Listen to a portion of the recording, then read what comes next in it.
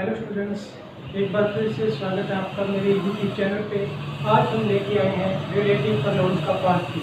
Relative pronoun का part 3 हम लेके आए हैं। पहले हम जो पिछली पहली वीडियो के अंदर प्रोनाउंस की, रिलेटिव प्रोनाउंस की, उसके अंदर हमने फिर डिस्कस किए थे। उसके अलावा हमने डिस्कस किया हु और हुज। दूसरी वीडियो के अंदर पहली वीडियो के अंदर हमने हु और हुम को डिस्कस किया था। दूसरी वीडियो के अंदर हमने हुज को, विच को, व्हेन को, वेयर को डिस्कस किया। अब बचे हुए जो रिलेटिव प्रोनाउंस हैं वो हम आज की वीडियो में डिस्कस करेंगे। First of all we shall discuss about what. What के बारे में डिस्कस करते हैं। व्हाट का यूज हम कब करते हैं? When the sentence begins with the verb. जब सेंटेंस वर्ब से शुरू हो, जब सेंटेंस किसी वर्ब से शुरू हो तब हम क्या करेंगे उसके अंदर तब हम उसके अंदर व्हाट फिल करेंगे। जैसे ये सेंटेंस है, वर्ब से शुरू हो रहा है ये सेंटेंस वर्ब से शुरू हो रहा है। Tell me what you want. Tell me what you want. ये भी सेंटेंस वर्ब से शुरू हो रहा है। Draw what you like. Draw what you like. तो स्टूडेंट्स ध्यान देंगे अपने इसमें थोड़ा सा कि जब सेंटेंस किसी वर्ब से शुरू हो तब उसमें क्या आएगा?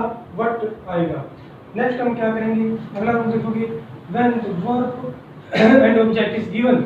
Verb and object is given before the blank. Blank से पहले ये पैटर्न दिया है। वर्ब प्लस ऑब्जेक्ट दिया हो, वर्ब प्लस ऑब्जेक्ट दिया हो तो वहाँ पे व्हाट आएगा। ये था first rule.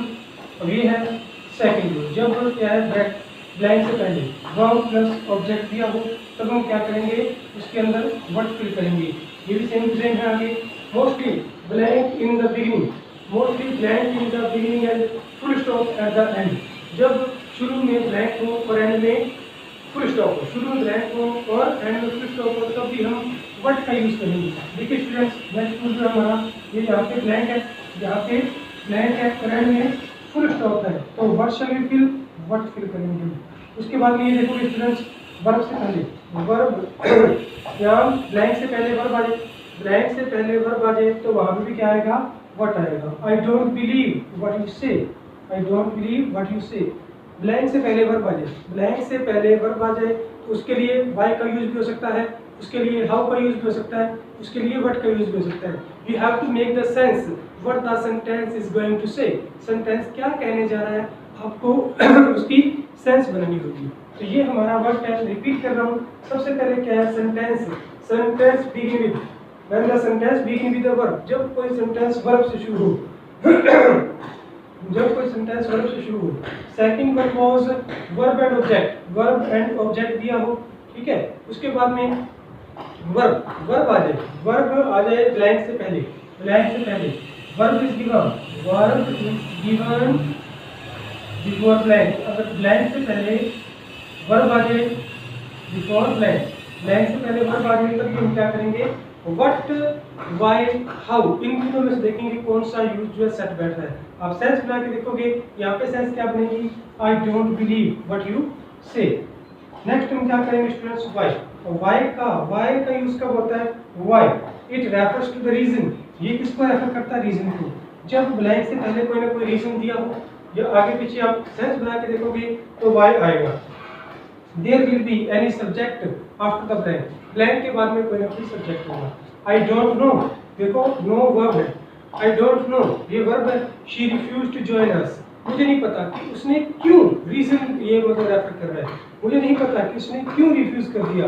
I don't know why she refused to join us. मुझे नहीं पता कि उसने हमें रिफ्यूज क्यों किया ज्वाइन करने के लिए। This is the reason why she left the home. ये एक कारण है जिसके कारण उसने अपना घर छोड़ दिया। तो वाई के अंदर आपको सेंस बनानी पड़ेगी। स्टूडेंट्स एक और बात है, कंपटीशन के आप एग्जाम्स के पेपर देखना, आपको वाई के बहुत कम एग्जाम। नेक्स्ट जो हमारा नेक्स्ट रिलेटिव क्लॉज है वो है दैट। मोस्ट इम्पोर्टेंट जो हमारा रिलेटिव प्रोनाउन है वो दैट है। ये ऑलमोस्ट सारे जितने भी रिलेटिव क्लॉज हैं उनको कवर अप करता है।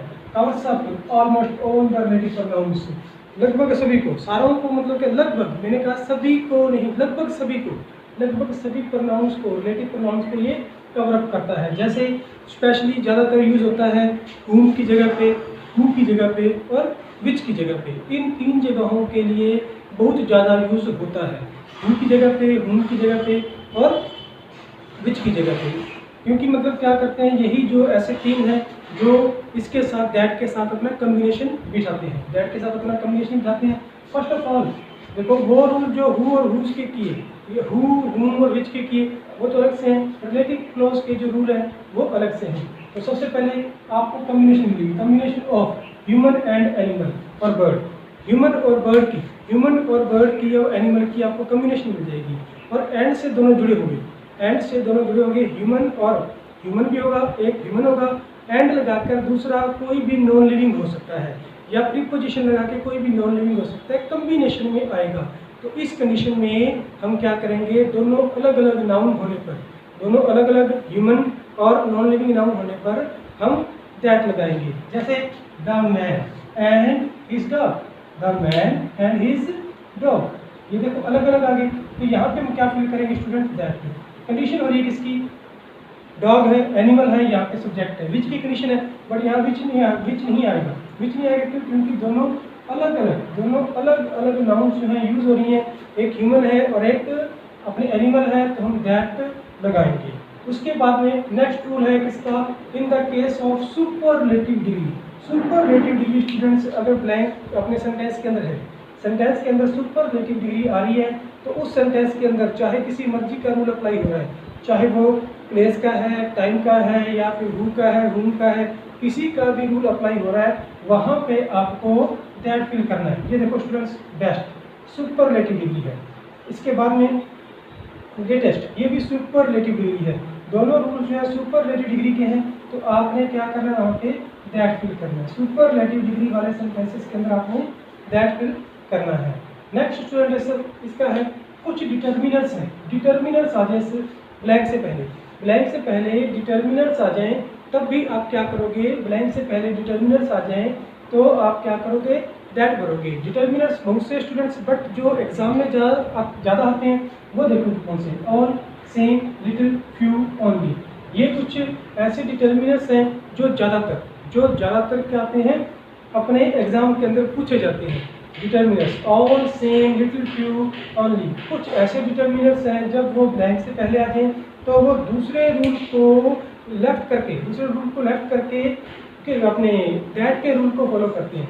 देखो ऑल सभी के लिए आ रहा है, तो यहाँ पे क्या आएगा, दैट आएगा। All that glitters is not gold. आगे क्या चीज़ है, द सेम आ गया, हालांकि कंडीशन आ रही है विच की कंडीशन आ रही है बैठ होने पर, बट यहाँ पे क्या आया, द सेम आया, तो हम क्या करेंगे, दैट लगाएंगे। उसके बाद में ओनली भी क्या है, डिटर्मिनर है, तो ओनली पेन, ये भी विच को फॉलो कर रहा है, तो हम यहाँ पे क्या लगाएंगे, दैट लगाएंगे। जरूरी नहीं है कि यहाँ पे कोई ना कोई, जरूरी नहीं है कि यहाँ पे कोई ना कोई नॉन लिविंग थिंग ही हो, जरूरी नहीं है कि यहाँ पे कोई ना कोई नॉन लिविंग थिंग हो। कोई इससे डिटर्मिनर्स होते कोई ना कोई ह्यूमन भी हो सकता है, हुम का भी रूल हो सकता है। जैसे this is the same boy, this is the same boy,